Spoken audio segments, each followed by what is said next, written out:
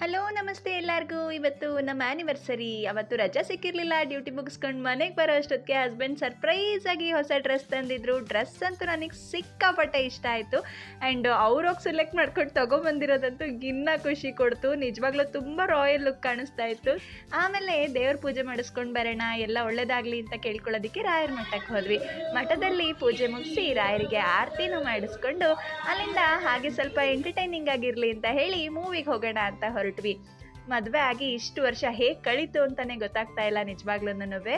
ಶ್ರೀಮುರಳಿ ಅವರದ್ದು ಭಗೀರಾ ಮೂವಿ ನಿಜ ಸಕ್ಕತ್ತಾಗಿತ್ತು, ಸಖತ್ ಎಂಟರ್ಟೈನಿಂಗ್ ಅಂತ ಕೂಡ ಅನ್ನಿಸ್ತು. ಅವತ್ತಂತೂ ನನಗೆ ಸರ್ಪ್ರೈಸ್ ಮೇಲೆ ಸರ್ಪ್ರೈಸ್, ತುಂಬಾ ಖುಷಿ ಅಂತ ಅನ್ನಿಸ್ತು. ಮೂವಿ ಮುಗಿಸ್ಕೊಂಡು ಹೋಟೆಲಿಗೆ ಊಟಕ್ಕೆ ಹೋದ್ವಿ. ಚೆನ್ನಾಗಿ ಊಟ ಮಾಡಿದ್ವಿ, ಜಾಲಿಯಾಗಿ ಎಂಜಾಯ್ ಮಾಡಿದ್ವಿ. ಅವತ್ತು ನನ್ನ ಆ್ಯನಿವರ್ಸರಿ ದಿನ ನಮಗಿಂತ ಹೆಚ್ಚಾಗಿ ಖುಷಿ ಪಟ್ಟಿದ್ದು ನನ್ನ ಮಗಳೇನೇನೆ. ಬೆಚ್ಚನೆಯ ಮನೆ ಇರಲು ವೆಚ್ಚಕ್ಕೆ ಹೊನ್ನಿರಲು ಇಚ್ಛೆಯನ್ನ